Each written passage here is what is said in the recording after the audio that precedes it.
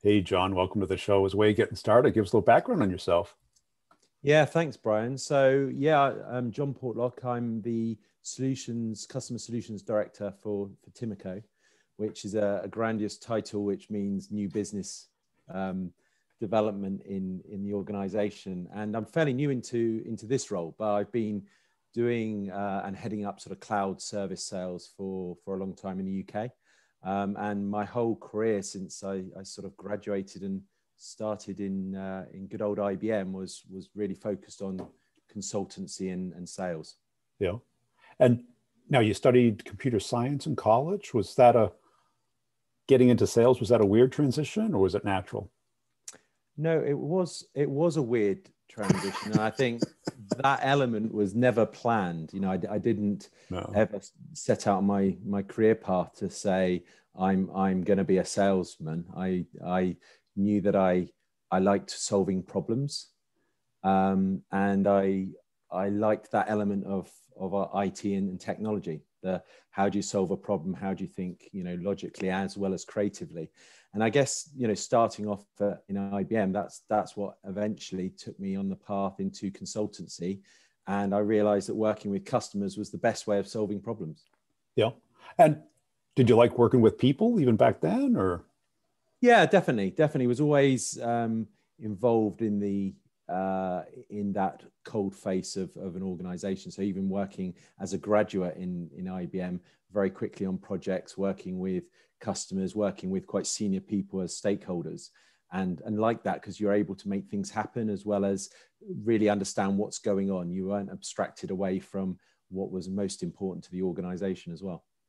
And how long did it take you to get comfortable in sales, where it felt like it was your groove, it was your thing? I think IBM was a great grounding because they do IBM Sales School, which is still for me that one of the best grounding kind of courses that I've ever been on. It's fairly intensive. They treat it very seriously. I think I don't have an actual definitive answer on that. I think, I'm still learning, right? I'm still growing even now. I feel comfortable, but that's more based on the fact that I've grown into that over a long period of time. And sometimes even now you can feel outside your comfort zone when, you're either talking to a very senior board level discussion at a customer. I still get the same butterflies that I did when I probably went into my first conversation with a customer on my own. Yeah, I don't think those go away. No, it keeps you honest. In fact, I fear that if I didn't have those, then maybe that's the time to do something different, because you've become either insensitive to it or it doesn't matter enough.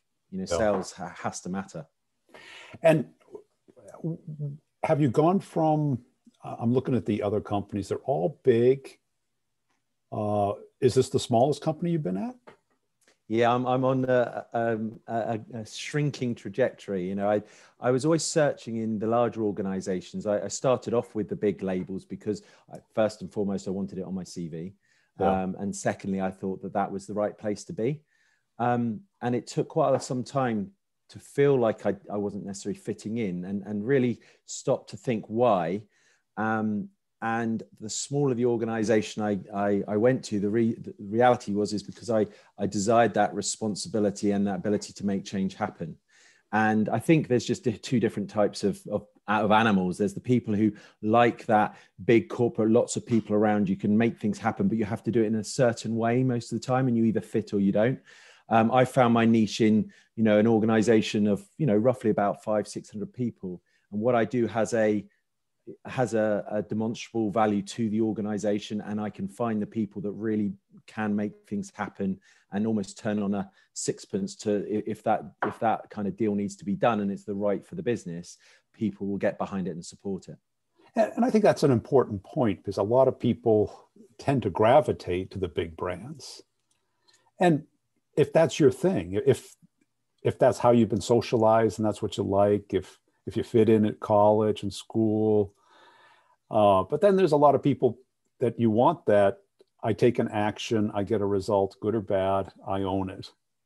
Yeah, I couldn't agree more. And I guess not intentionally, but I think I had it drummed into me from my family and from school and from college that you've got to go to the biggest and best organization that you can. So at that time, still .com era, very late. I started in 99. I went to the biggest that I could find, and and existed there and enjoyed it, but didn't feel like I really flourished properly. I met some amazing people and some of the best lessons that I could have experienced there as well. So I always look back fondly, but I probably should have left a bit sooner as well. Yeah. And it is kind of an individual question that we all have to face. And I kind of did it the opposite. I got acquired by a big brand. And I kind of knew I wasn't going to be the fit. And when you hire people who come out of the big brand, it's hard to tell how much of it was them or how much of it was the situation. So true. So true. They could have been a rock star, or they could have just been a passenger on the rocket ship, right? Yeah, there's sometimes, that sales by default almost, there's always those two flip sides. There's the one where the guy will always point to his numbers and say, I'm doing great. But the reality is, are you doing as great as the numbers should suggest? Or are you actually holding back those accounts if you're an account manager? Actually, if we got someone in who was smarter or actually more driven than you, could the numbers be even better? Yeah. And then there's other people who are failing, and I've seen come and go in organizations. And I thought the organization's absolutely crazy because they were on a loser to begin with. They were given a set of accounts, almost told, do or die. We've seen that before, right? Yeah. And they've done all the right things. But there was never going to be any results, and it wouldn't matter how much of a stellar salesperson you are there. They did the right thing, which was leave, but that was at the detriment to that particular company as well. Yeah. And what do you see as kind of like your unique or superpower or skill that you've developed that you feel has really helped you? Yeah, I thought you would ask me something like that, thanks to obviously the pre-brief that gets sent through. And I think I manage a team, but I try to lead by example. So I don't call myself a manager. I am out there with customers every day, and I'm in new business. So I always have been. I don't want to do account management. I do believe there's two different sets of skills, and you can divide that lie down. And for me, to drive new business, you have to achieve two things other than the entry level. The entry level of anybody I hire, and the most common thing that a salesperson will say to me is, I'm a great relationship builder. And for me, that's like saying, as a football player, I'm great at kicking a football. Well, yeah, of course you're a great, otherwise you wouldn't even make it into this field. But the things that for me, have always set me apart are two words: detail and impact. Detail, I mean attention to detail, especially in new business. There's too many salespeople out there who think, be there everywhere, get things back, think about, it's the analogy of, just keep doing what you're doing. Whereas actually what a customer cares about is you paying attention to detail to them. And then impact, I mean high impact. That is linking the value that you've got to deliver to the outcomes that they're seeking. Yeah. And obsess about it. Obsess about how you're going to deliver high impact in every communication that you have with that customer: email, presentations, proposals. And that really requires a lot of, great ability to capture the English language or whichever language you represent. Exactly. And articulate your message very, very well. And if you can do those things, then you start to capture the value of you as a person and then your organization to that customer who wants to buy or, needs to understand what the solution is to their problem. Because new business is completely different, meaning that you don't have that foothold or that landing pad that's already there. They may know of you and of your company and the problem, but they haven't committed money to it yet, maybe a little bit of time. Yeah, absolutely. How do you teach and coach your reps on which ones to work on? Yeah, I think in terms of, spending time wisely, because that's the only thing as far more intelligent people than me have coined that phrase, which is, it's the only thing I can't buy right is my own extra time. You've got to be very laser-like focus on understanding your organization first. So that's inside out. Understand where you're referenceable already, understand the outcomes that your solutions, whatever they are, can deliver, and then reflect that on, okay, there's my, my ICP, my ideal customer profile, and then spend time obsessing about those kind of organizations and attack them with passion, tenacity, and the intelligence and creativity. And then once you do that, then the relationships and the contacts you build are with the same kind of forum that then propagates the next ones and the next ones. So then you can start introducing people, and that's valuable, right? Because this isn't about selling, technology. This is about selling, first and foremost, value without obligation. So in new business, you've got to create value, and that could be simply connecting that person into somebody else, or offering one more piece of information that they didn't know. The smartest person in the room knows one more bit of information than you do. It's that coin phrase. So I think those things are absolutely invaluable when it comes to new business. Well, I like that, because what I heard was, learning why other people have bought the product. Yeah. Which tends to be a little bit different than what we're told in enablement or marketing. That's kind of like the bunker speak.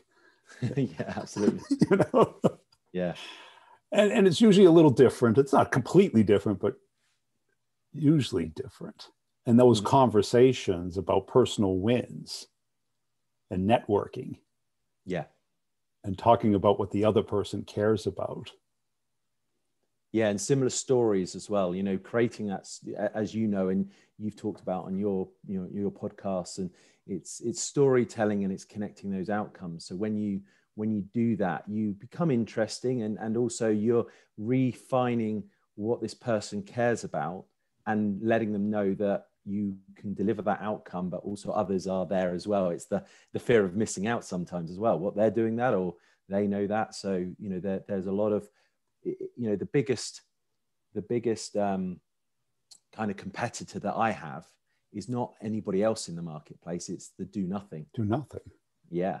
And, and it's well quoted that, and therefore really getting to the outcomes and really understanding that the need to change and why is the bit that bulletproofs you against the do nothing, but then bulletproofs you against the competition at the same time, because you understand it and you can talk about it. And, reps are typically taught how to compete against the 3 to 5, competitors. Yeah. But they lose a lot more to do nothing. Absolutely. And they spend more time against do nothing as well. If you think about that pipeline and how many organizations you're speaking to, and then work out which ones you got to the engagement level that then you lost, people forget that actually do nothing is the biggest competitor by far of your time. Yeah, I did a ton of kickoff meetings this year, and 100% of them were about doing nothing. Yeah. They wanted it, they needed it, they could afford it, but they couldn't get it done internally. Yeah. And how do you coach reps to that? Because they're trained, here it is, this is what it does, this is how it's better, this is what you get out of it. But that doesn't convince them to do anything. No, I've talked about inside out, which is really understand what we've done already, and therefore how it relates. But that's about outside in. That's about really immersing yourself in the customer's world, spending some time, intelligent. If you're using your ICP right, then you're spending your time in the right thing, and then you just got to do the right things. Because I love my analogies, and I love my soccer or my football here in the UK. So I liken it to, a football team doesn't turn up on the pitch on a Saturday and the boss doesn't say, go and win 3-0. He says, play this way and believe and trust that if you do it flawlessly, you will then win. And if you win 4-0, 3-0, 2-1, whatever, the result is there. And if you've lost and you've still played that way, then maybe you've lost to somebody better and you can still hold your head up high. And so that for me is do the right things. And that outside in is go and understand that customer's journey and then make sure you're talking to the right people who care, which is why I love large mid-market and small enterprise, because typically you can engage in the people who wallet and shares and market value really matter, and then immerse yourself in their world, and then really understand what matters and really obsess about the outcome. And then if you do that, you're sort of 8/10 of the way there. And then the last bit is you've just got to be lucky. You've got to be right place, right time. We still can't, as sales, change that dynamic. Right, because a lot of what we sell has a timing component. Is the pain big enough? Is the company prioritizing this? And, do they know how to get it done? And is there, both the political and the administrative firepower behind it? Exactly that. Now, how did you kind of come to this view of the world? Partly because I think I've come through it many things. I've learned from some great people, and and really paid attention to that. And the other areas is I think a lot. I think about no. Yeah. Doing that? I try. Well, at least I try to. I think a lot about the journey of the customer, and I guess that's the bit. Yeah. So maybe to go one step further than I think a lot. I think a lot about the customer. I think a lot about how I buy, and try and bring it back to simplicity, because we are all by nature, we buy in the same way, which is, first of all, we're interested in like research and, understanding the options and what's out there. Then we want to investigate and engage with either content or people that could fulfill what I'm trying to do, but I'm still weighing up whether I'm going to do it, a bit like a business case. And then I'm in the full engagement, which is, working out who I like and who's the front runner, and do they stay there, and are they as good as I thought they were, and then down to, the important financials. And I think spending that time there, that's enables me to think about what has either made me successful or where I failed as well, because, failure is an important learning part of this.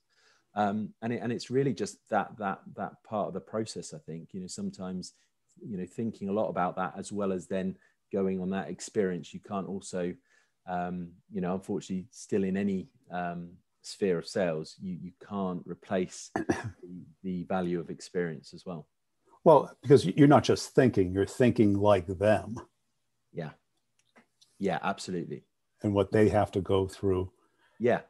Because that decision or that prioritization and selection is so fragile. Absolutely. We think it's like written in stone. Yeah. But you think about what you bought. Like I went to buy a TV not too long ago. And if you go online, they all look identical. Yeah. On purpose. Yeah. You can put them right by each other. And then you go on YouTube and they kind of explain it a little bit more, but you still can't touch it, see it in person. But then you go to the store, and I had a great salesperson. And I just said, well, this one's 50% more expensive. Why? And he goes, well, stand over here, stand over here, stand over here. And you see the difference, how the shading and the lighting. And what do you watch? Movies, sports? I go, mostly movies. Put up a movie, showed them side by side. That's what you get, the difference. Yeah. And if you've made that, and I did make that mistake on the previous TV, I just went on Amazon and I go, this looks good. Showed up, put it up, and I looked at it and I go, that's not the great TV. Yeah, so you're watching sketchy movies. Well, you like, I saved money, but I didn't get the thing that I thought I was going to get. Yeah, you didn't get the value, right? It's that return, and I think you're it's a great analogy, because that is so true, that the experience and obviously sales is changing, because of the situations that have happened globally and will continue to change anyway. And the information that's now available to the business consumers, you've got to blend these things together, but it's still the same, which is giving engaging content and giving engaging narrative that helps this person really visualize what it is it could do for them, and tag and still ask those open questions and the inviting questions to make it feel like you really want to understand them. And then you say, well, hey, you know, if that's what's important to you, this is how we can do it. If we could do it like that, would that be of interest to you? And you have that kind of, you know, constant negotiation and dance, even at the early stages of a lead or a qualification. And how do you tell if a deal is going to close or not? You know, especially in the new space, it's very, it feels so good until it doesn't. Yeah, you can really fall into that trap, as you know, definitely got lots of you know, bodies under the carpet to prove that one. But I think it's about the art of negotiation early. So, you know, we have engagement with organizations in different levels. You've got the RFPs, you've got the proposals, the procurement processes, and then you've got the informals. And I think the reality is wherever you are in that, if you're going after something, you've got to try and change it into your favor. Yeah. So either you've got the relationship or you're trying to build one. If you, whichever part of that journey you're on, the negotiation is the subtle exchange of, look, I could help you with this. Can you do this on a Tuesday? I've got this idea. Would your CFO be open to X, Y, and Z? And I've got a prime example right now that we're in doing that engagement, which was a relationship that was based on, you know, something that was quite embryonic. And we then found out that they were going to RFP. And we've weaved in all these different areas towards their outcomes that then have made them to start to break that RFP apart. Now, there's the qualification. If someone's not willing to do that and you're doing that, then walk away. Yeah. Have the kahunas to walk away, because the reality is you could still win it, but this is a percentages game if you're not there. And therefore, what you've got to do is come back to how important your time is and say, where could I be spending my time, because I can't get any more of that. And for me, that's really held me in great stead. If I can influence and I can change based on their outcomes, then there's my qualification gate. And if that stops, then I stop. And I take a step back and then I go, why is it stopped? I think, I do the thinking. Again? Like the customer. Again. And that's why I'm always exhausted at the end of the day, Brian. I have to like think on a regular basis. Thinking. You got to stop it. So, and then you think like that, and then you work that out, and then you either re-engage, you change that again, and you test something else slightly differently, or you take a step back and do the big thing, which is say, do I continue this?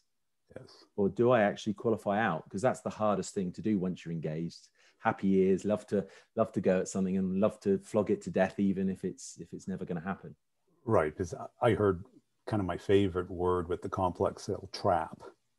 Yes. Because you know, a trap, easy to fall into, nearly possible to get out of, and you don't know you're in it until it's too late. Absolutely. And once you're there, you know, that's time wasting and you know, motivating and And I like that for a lot more people than just right. You can't get that time back. You know, no one cares about why you lose it. No.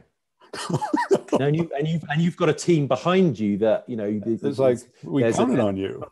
Technical teams in my world, technical teams, you know, commercial teams, service delivery teams. You know, a good new business sale. That's the other thing I do. I engage the people inside out early, because the reality is the customer, as much as they could like me and trust me, if it's John Portlock presenting or talking all the time, there's an element that starts to then go, well, who else is here from the organization? Or if it's my team. So the more you can surface those people, therefore you're breaking the boundaries down, but you're showing them who's going to be looking after their solution really early on. So, and the other thing about those little tests and the little bit of pushback, a lot of reps they look at that as not professional or rude or not serving the client. And it's like, if they're not buying, they're not a client.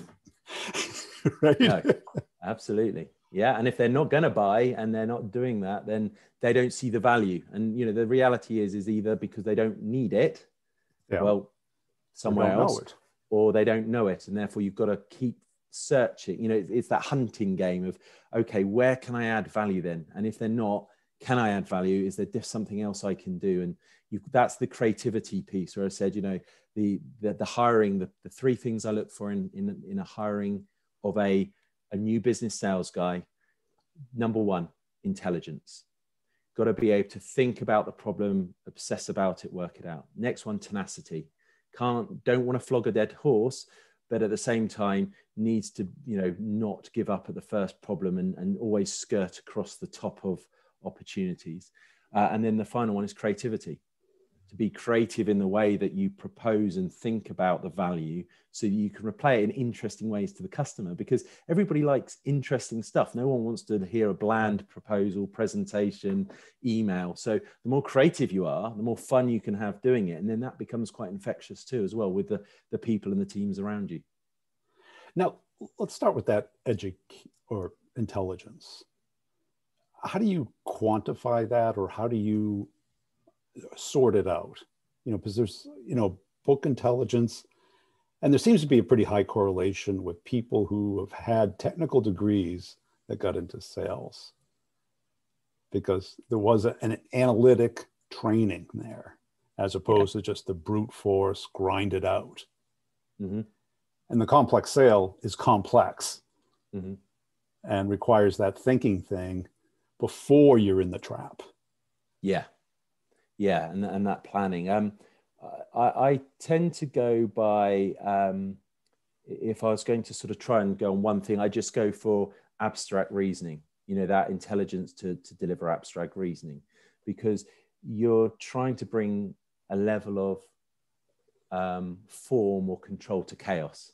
Yes. The chaos of customers' operations, the chaos of human thought, and the emotional, you know, that we all still buy on heartstrings, or, you know, different reasonings behind the madness. You know, good example, you can walk into customers and they say, right, the answer's Azure, now what's the question? Or the answer's AWS. And, you know, we know that there's that existence, which is, you know, that focus on an outcome they think they need to achieve without even thinking about why. And abstract reasoning and that intelligence can think on those kind of people, think on their feet, can work it out, and then gently start to talk to the customer in their language, but opening their mind and their eyes up into, well, actually, I think this is probably something that we could do to help you, you know, and bring order to that chaos. And that tends to work. So that's probably the number one I look for. And creativity, people bring it up, but very few do it because it's really hard. You got to think outside the box. It's typically not the natural thing. Just call them. Well, that's not creative, right? Yeah, absolutely. You know, let's say they told you you're number 2 or number 3, and which means you lost. Yeah. Number 2. I hate being number 2. 2's the worst, right? Yeah. You do all the same work as number 1. You've got nothing to show for it. Absolutely zero. Yeah. But until it's issued, it's still not lost. Correct. And I had one great manager who just never gave up. Yeah. And the stuff that he could do, it was just magical. And I just started copying that. You know, do the end run, we muddy the waters, we, you know, insert another competitor to, you know, start the process over again. Yeah. How have you either developed that or help your reps develop it? I think the first and foremost thing you've got to do, and there's sales organizations I know out there who do this well, but I'll be honest, I haven't worked for any that have yet. And that is to create space and a safe environment for the salesperson to be creative. You know, again, coming back to your podcast, I love where you're doing the takeoff of what the sales or the manager or the CEO says, because it's essentially weigh the pig and beat people and weigh the pig and ask for more and set crazy targets. But actually, you know, as sales leaders, what we need to do is create a safe environment internally, because the the competition shouldn't be inside the walls, it should be outside. Yes. Right. And we should create that environment, because once you create a safe environment that says, do the right things, of course, I want to see that you're doing stuff and I can trust you. But otherwise, I'm as much of the reason that we lose as you are, because if I'm not helping you, then am I helping you if I'm asking for another forecast or a more commit, or the fact that you haven't converted those numbers yet, or anything else that you'll cover? What you've got to do is create safety, because then people feel like they can say the stupid idea that actually turns into the right idea, or come up with something that feels very, very left field that no one's done, and breaks new ground. And then once you do that, then you can then start to bring it back to a couple of things, which is span of control. Can we actually do that? Have we got the authority or someone within the organization who feels like that make that decision for us? And then secondly, is it the best course of action? Don't bring me a problem, come with ideas and options. Because then anything is possible. So I think it's, simple as create that culture and that environment to foster creativity, because people are creative by nature once they feel safe. I think people want to be creative. Yeah. Because it gives a sense of freedom and ownership and responsibility. Yeah. And changes the day job as well. It's not the same. It's not rinse and repeat. And it's also empowering, isn't it? It's very empowering. Cool. Hey, John, I really appreciate your time today. Where can people go to connect and follow you? Yeah, thanks. I'm on LinkedIn. There's not many John Portlocks in the world, so just search on there. No, and look, Brian, thank you very much for having me. And I love your podcast as well. So keep up the good work.